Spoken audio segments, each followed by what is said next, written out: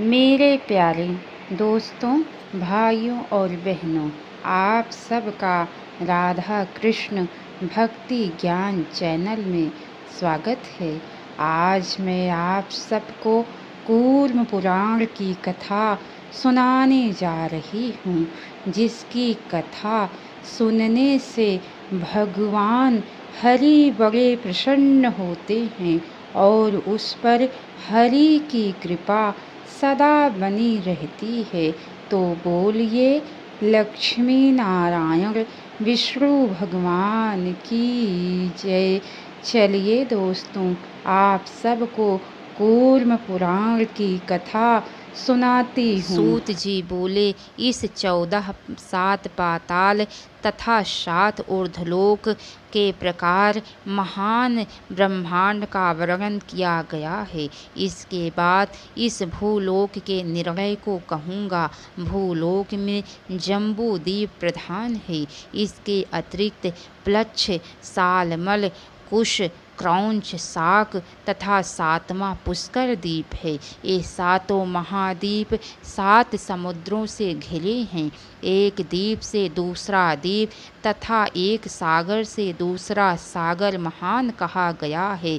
क्षारोदक, इक्षु, रसोदक, सुरोदक, घृतोदक, ध्यात्योदक, क्षीरोदक तथा स्वादुदक, ये 7 महासागर हैं। संक्षेप में समुद्र सहित यह पृथ्वी 50 करोड़ योजन विस्तार वाली कही जाती है। यह 7 द्वीपों से परिवेष्टित है। समस्त द्वीपों के मध्य में शुभ जम्बू द्वीप स्थित है। उसके बीच में स्वर्ण के समान आभा वाला महामेरु कहा गया है। उसकी ऊंचाई 84,000 योजन है। नीचे की ओर यह 16,000 योजन प्रविष्ट है और ऊपर की ओर 32 योजन विस्तृत है। उस पर्वत के मूल में सभी ओर 16,000 योजन का विस्तार है। यह पर्वत इस पृथ्वी रूप कमल की कर्णिका के रूप में अवस्थित है। इसके दक्षिण में हिमवान, हेमकूट तथा निषद और उत्तर में नील, श्वेत एवं श्रृंगी नामक वर्ष पर्वत है। इनमें 2 हिमवान एवं हेमकूट वर्ष पर्वत 1,00,000 योजन परिणाम वाले हैं और अन्य वर्ष पर्वत 10 योजन कम विस्तार वाले हैं। उनकी ऊंचाई 2,000 योजन की है और उनका विस्तार भी उतना ही है। हे द्विजो, मेरु के दक्षिण भाग में प्रथम भारतवर्ष, तदनंतर किम पुरुष वर्ष और फिर हरि वर्ष तथा अन्य भी वैसे ही स्थित हैं। उसके उत्तर में रम्यक, हृदयमस्त और उत्तर कुरु वर्ष में स्थित है। ये सभी भारतवर्ष के समान है। द्विज श्रेष्ठों, इनमें से प्रत्येक 9,000 योजन का है। इसके मध्य में इलावृत वर्ष है और इसके मध्य में उन्नत मेरु पर्वत है। हे महाभागो, वहाँ मेरु के चारों ओर 9,000 योजन का इलावृत नामक वर्ष है। वहाँ 4 पर्वत है। मेरु के व्यास के रूप में विचरित उनकी ऊंचाई 10,000 योजन है। इसके पूर्व में मंदर, दक्षिण में गंधमादन, पश्चिम में पार्श्व में विपुल और उत्तर में सुपार्श्व नामक पर्वत कहा गया है। उसमें सुपार्श्व पर्वत में कदम्ब, जम्बू, पीपल और वट वृक्ष है।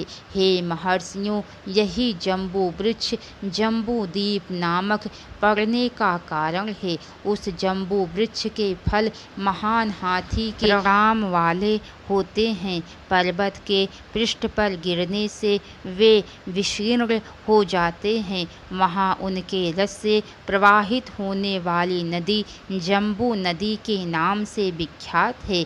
वहाँ के निवासी उस रस का पान किया करते हैं। वहाँ उस रस जल का पान करने से स्वस्थ मन वाले मनुष्यों को ना स्वेद पसीना होता है, ना उनमें दुर्गंधी होती है, ना वृद्धावस्था आती है और ना ही उनकी इंद्रियां क्षीण होती है। उस जम्बू नदी के तट पर स्थित मिट्टी के रस का वायु शोषण कर लेता है, जिससे जम्बू नद नामक सुवर्ण होता है। सिद्धगण उसी का आभूषण धारण करते हैं। मेरु के पूर्व में भद्राश, पश्चिम में केतुमाल नामक 2 वर्ष है। मुनि श्रेष्ठों, उन दोनों के मध्य इलावृत वर्ष है। पूर्व में चैत्र रथ नामक वन, दक्षिण में गंधमादन, पश्चिम में वैभ्राज और उत्तर में सभी त्रिवन स्थित है। उन वनों में अरोदक, महाभद्र, असीतोद और मानस नामक ये 4 सरोवर हैं। ये सदा देवताओं द्वारा उपभोग किए जाने योग्य है।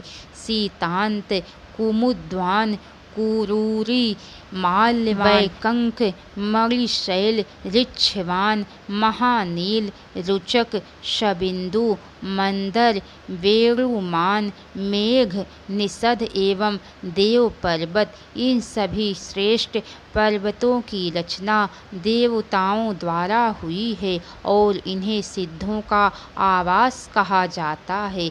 अरोदक सरोवर के पूर्व में केसराचल, त्रिकूट शिखर, पतंग रुचक, निषद, वसुधार, कलिंग शुभ, त्रिशिख, शमूल, वसुधार, कुरव, सनुमान, तामात्र, विशाल कुमुद, वेणु पर्वत, एक श्रृंग, महाशैल, गजशैल, पिशाचक, पंचशैल, कैलाश और पर्वतों में उत्तम हिमवान, ये सभी देवताओं द्वारा सेवित अत्यंत श्रेष्ठ पर्वत है।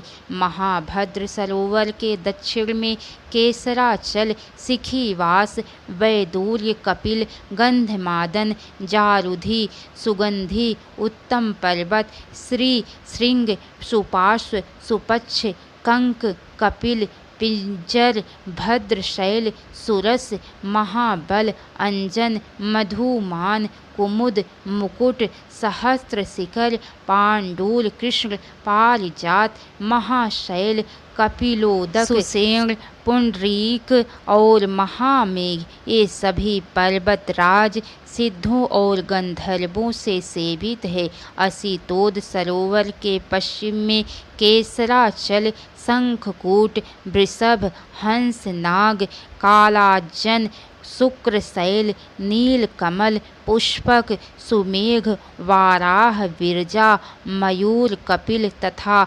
महाकपिल, ये सभी पर्वत देव, गंधर्व और सिद्धों के समूहों द्वारा सेवित है। मान सरोवर के उत्तर में केसराचल नामक पर्वत है।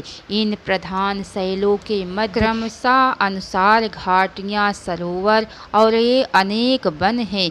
यहाँ प्रसन्न, रजोगुण रहित और सभी दुखों से निर्मुक्त ब्रह्मवादी मुनि और सिद्ध निवास करते हैं। सूत जी बोले, देवाधिदेव ब्रह्मा की मेरु पर्वत के ऊपर 14,000 योजन विस्तार वाली महापुरी विख्यात है। वहाँ विश्वभावन विश्वात्मा भगवान ब्रह्मा रहते हैं। योगींद्र, मुनीन्द्र, उपेंद्र, विष्णु और शंकर उनकी उपासना करते रहते हैं। वहाँ भगवान सनत कुमार नित्य ही ईशान देवेश्वर विश्वात्मा प्रजापति की उपासना करते हैं।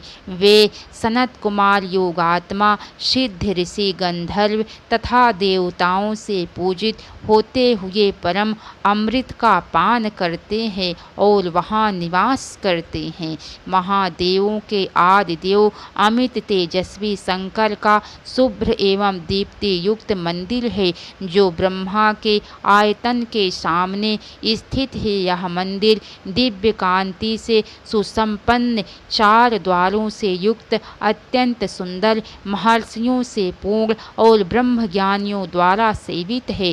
चंद्रमा, सूर्य एवं अग्नि स्वरूप 3 नेत्रों वाले परमथेश्वर विश्वेश महादेव, देवी पार्वती पार्वती एवं प्रमथ गणों के साथ महारमण करते हैं। महावेदज्ञ, शांत चित्त मुनि, ब्रह्मचारी, तपस्वी और सत्यवादी लोग महादेव की पूजा करते हैं। इन ब्रह्मवादी मुनियों की पूजा को पार्वती के साथ साक्षात परमेश्वर महादेव सिर से आदर पूर्वक स्वीकार करते हैं। वहीं श्रेष्ठ पर्वत मेरु पर पूर्व की ओर इंद्र की सभी शोभाओं से समन्वित अमरावती नामक श्रेष्ठ पुरी है। अप्सराओं का समूह, गान परायण गंधर्व तथा हजारों देवता हजार नेत्रों वाले इंद्र की उपासना करते हैं।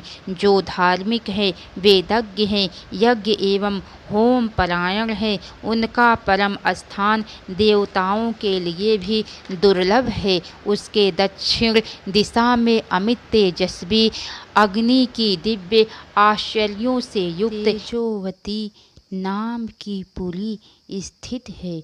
भगवान वहीं अपने तेज से प्रकाशित होते हुए वहाँ रहते हैं। जप करने वालों का तथा होम करने वालों का वह स्थान दानवों के लिए दुष्प्राय है। श्रेष्ठ मेरु पर्वत पर दक्षिण भाग में यमराज की भी सिद्धों तथा गंधर्वों से सेवित शयमणि नाम की दिव्य महापुरी है। वहाँ देवाधिगण विवस्वान सूर्य देव की उपासना करते रहते हैं। वह स्थान संसार में पुण्य करने वाले सत्यव्रती मनुष्यों का है। उसके पश्चिम भाग में महात्मा निसृति की रक्षोवती नाम की पुरी है, जो चारों ओर से राक्षसों से घिरी है। वहाँ राक्षस नृसती देव की उपासना करते हैं तथा जो तमोगुणी जीविका वाले होते हुए भी धार्मिक होते हैं, वे उसी पुरी में जाते हैं। पश्चिम में इस श्रेष्ठ पर्वत पर सभी प्रकार की कामनाओं की समृद्धि से समन्वित वरुण की शुद्धवती नाम की पुण्य महापुरी है। यहाँ अप्सराओं तथा सिद्धों से सेवित अमराधिप राजा वरुण रहते हैं। वहाँ वे ही मनुष्य जाते हैं जो संसार में नित्य जल दान करते हैं, तीर्थ यात्रा परायण करते हैं और जो अघमर्षण किया करते हैं।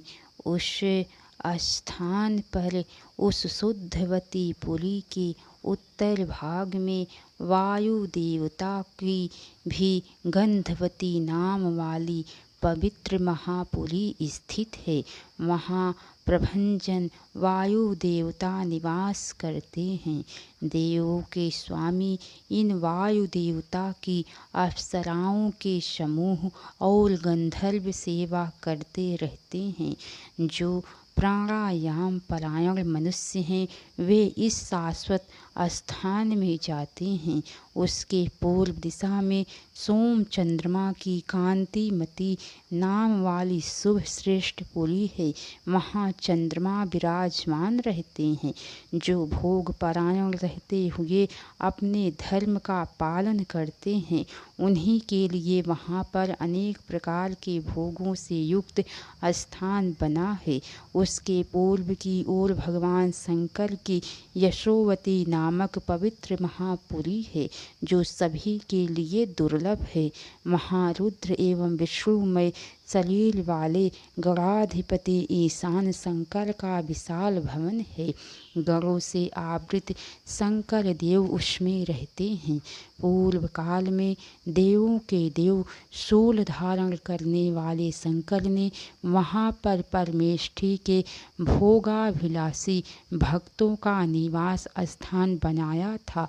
विष्णु के चरण से निकली हुई गंगा चंद्रमंडल को अपलावित कर स्वर्ग के ब्रह्मपुरी के चारों ओर गिरती है। दुजो वे वहाँ गिरकर सीता, अलकनंदा, सुतच्छु एवं भद्रा नाम से 4 भागों में दिशाओं में विभक्त हो गई हैं। अंतरिक्ष से निकलकर सीता नामक गंगा एक शैल से दूसरे शैल पर जाती हुई पूर्व दिशा में भद्राश्व वर्ष में प्रवाहित होती हुई समुद्र में जाती हैं। हे द्विजोत्तमों, इसी प्रकार अलकनंदा नामक गंगा दक्षिण दिशा से भारतवर्ष में आने के बाद 7 भागों में विभक्त होकर सागर में जाती हैं। ऐसे ही चक्षु नामक गंगा पश्चिम दिशा के सभी पर्वतों का अतिक्रमण करके पश्चिम दिशा के केतुमाल नामक वर्ष में प्रवाहित होकर समुद्र में जाती हैं। महर्षियों, भद्रा नामक गंगा उत्तर दिशा के पर्वतों और उत्तर कुरु वर्ष का अतिक्रमण कर उत्तर समुद्र में मिलती हैं। माल्यवान तथा गंधमादन पर्वत नील तथा निषद पर्वतों के समान विस्तार वाले उन दोनों के मध्य में कर्णिका के आकार के समान मेरु पर्वत स्थित है। इन मर्यादा पर्वतों के बाहर की ओर संसार रूपी कमल के पत्रों के रूप में भारतवर्ष, केतुमाल, भद्रास और कुरुवर्ष स्थित है। जठर एवं देवकूट नामक 2 मर्यादा पर्वत नील और निषद पर्वतों तक दक्षिणोत्तर दिशा में फैले हुए हैं। गंधमादन और कैलाश नामक दोनों पर्वत पूर्व पश्चिम में फैले हुए हैं। ये 80 योजन विस्तार वाले हैं और समुद्र के अंतर तक स्थित निषद और पारयात्र नामक 2 मर्यादा पर्वत मेरु की पश्चिम दिशा में पूर्व के पर्वतों के समान स्थित है। इसी प्रकार उत्तर में त्रिशंघ और जारुधि नामक 2 पर्वत है। ये पूर्व दिशा में फैले हुए हैं तथा समुद्र के भीतर तक स्थित हैं। हे तुझो, मैंने यहाँ इन 8 मर्यादा पर्वतों को बतलाया। हे महर्षियों, मेरु के चारों दिशाओं में जठर आदि वर्ष पर्वत स्थित हैं। सूत जी ने कहा, केतुमाल वर्ष के पुरुष कृष्ण वर्ण के होते हैं और सभी पनस कटहल का भोजन करने वाले होते हैं। वहाँ की स्त्रियाँ कमल पत्र के समान वर्ण वाली होती हैं। ये सभी 10,000 वर्ष तक जीवित रहते हैं। भद्रार्ष वर्ष के पुरुष शुक्ल वर्ण के होते हैं और स्त्रियां चंद्रमा की किरणों के समान चांदनी वर्ण वाली होती हैं। ये सब आम का आहार करते हैं तथा 10,000 वर्ष तक जीवित रहते हैं। रम्यक वर्ष के पुरुष और स्त्रियां सभी चांदी की प्रभा के समान दिखाई देते हैं। ये सत्व भाव में स्थित रहने वाले होते हैं तथा वट वृक्ष के फल का भोजन करते हैं और 11,500 वर्षों तक जीवित रहते हैं। हिरण्मय वर्ष में सोने के आभा वाले निवास करते हैं। सभी लकुच बड़हर के फल का भोजन करते हैं और 12,500 वर्ष तक सभी स्त्री पुरुष उसी प्रकार जीवित रहते हैं जैसे कि देवलोक में स्थित है। कुरु वर्ष में दुग्धा आहार करने वाले श्याम वर्ण के स्त्री पुरुष 14,000 वर्ष तक जीवित रहते हैं। वे सभी मैथुन से उत्पन्न होते हैं, नित्य सुखोपभोगी होते हैं और चंद्रद्वीप में महादेव शिव की निरंतर उपासना करते हैं। हे विप्रो, इसी प्रकार किम पुरुष के मनुष्य स्वर्ण वर्ण के समान होते हैं। पाकड़ वृक्ष के फलों का भोजन करने वाले ये 10,000 वर्ष तक जीवित रहते हैं। ये भक्ति युक्त होकर आदर सहित मन को ध्यान में समाधिस्थ कर चतुर्मूर्ति चतुर्मुख देव ब्रह्मा की निरंतर उपासना करते रहते हैं। इसी प्रकार हरिवर्ष में रहने वाले महारजत स्वर्ण के समान आभा वाले होते हैं। वे 10,000 वर्ष तक जीवित रहते हैं। ईख के रस का भोजन करते हैं।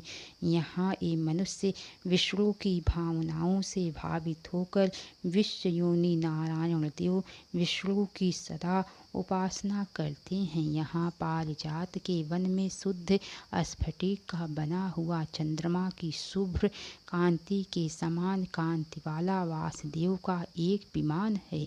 4 द्वारों 4 तोरणों से समन्वित तथा 4 प्रकार से युक्त वह विमान अनुपम दुराधर्ष और दुर्गम है। यह स्फटिक के मंडलों से युक्त देवराज के भवन के समान है तथा सभी ओर से हजारों स्वर्ण स्तंभों से अलंकृत है। इसमें सोने की सीढ़ियाँ हैं। यह दिव्य सिंहासनों से समन्वित सभी प्रकार की शोभाओं से संपन्न तथा नाना प्रकार के रत्नों से सुशोभित है। स्वादिष्ट जल वाले सरोवरों और नदियों से सुशोभित है। यह स्थान नारायण परायण पवित्र वेदाध्ययन में तत्पर पुरुष हरि का ध्यान करने वाले लोगों तथा निरंतर मंत्रों द्वारा माधव की स्तुति करने वाले हैं और उन्हें नमस्कार करने वाले योगियों से व्याप्त रहता है। वहाँ राजा लोग देवों के आदि देव अमित तेजस्वी विष्णु की महिमा का सभी कालों में कीर्तन करते रहते हैं। श्रृंगार करने में तत्पर युवा अवस्था वाली एवं विलासिनी मनोरम स्त्रियां यहाँ सदा नृत्य एवं गान करती रहती हैं। इलावृत में वर्ष कमल के समान वर्ण वाले जामुन के फल के रस का सेवन करने वाले तथा 13,000 वर्ष की स्थिर आयु वाले व्यक्ति निवास करते हैं। भारतवर्ष के स्त्री और पुरुष अनेक वर्ण के बताए गए हैं। ये विविध प्रकार के देवताओं की आराधना में निरत रहते हैं और अनेक प्रकार के कर्मों को करते हैं। हे सुब्रतो, इनकी परम आयु 100 वर्ष की कही गई है। अनेक प्रकार का आहार करने वाले वे अपने पुण्य पाप के निमित्त से जीवित रहते हैं। यह वर्ष 9,000 योजन विस्तार वाला कहा गया है। हे विप्रो, यह अधिकारी पुरुषों की कर्म भूमि है। महेंद्र, मलय, सहृदय, सुशक्तिमान, ऋक्ष, विंध्य तथा पारियात्र ये 7 कुल पर्वत यहाँ हैं। इंद्रद्युम्न, केसे, रुमान, ताम्रवर्ण, गभस्तिमान, नागदीप, सौम्य, गंधर्व तथा वारुण इन 8 द्वीपों के अतिरिक्त यहाँ 9वां द्वीप सागर से घिरा हुआ है। यह द्वीप दक्षिणोत्तर में 1,000 योजन फैला हुआ है। उसके पूर्व में किरात, पश्चिम में यमन और मध्य में ब्राह्मण, क्षत्रिय, वैश्य तथा शूद्र रहते हैं। यहाँ के मनुष्य यज्ञ, युद्ध और वाणिज्य द्वारा जीवन निर्वाह करते। यहाँ पर्वतों से निकली हुई पवित्र नदियाँ प्रवाहित होती हैं। सद्रुप, चंद्रभागा, सरयू, यमुना, इरावती, वितस्ता, विपाशा, देवकी, कुहू, गोमती, धूत, पापा, बहुधा, दिशदुति, कौशिकी तथा लोहिता ये सभी नदियाँ हिमालय की तलहटी से निकली हैं। वेद स्मृति, वेदव्रती, घनी, त्रिदीवा, पार्षणा, वंदना, सदानीरा, मनोरमा, चरमवंती, दूर्या, वेदिशा, वेत्रवती, श्रीग्रु तथा शिल्पा ये नदियाँ पारयात्र पर्वत का आश्रय लेने वाली कही गई हैं। नर्मदा, सोरसा, सोड़ा, सदारगा, महानदी, मंदाकिनी, चित्रकूटा, तामसी, पिशाचिका, चित्रोत्पला, विपाशा, मंजूला तथा वालु वाहिनी नामक ये ऋक्षवान पर्वत के नीचे के भाग से निकली हुई है।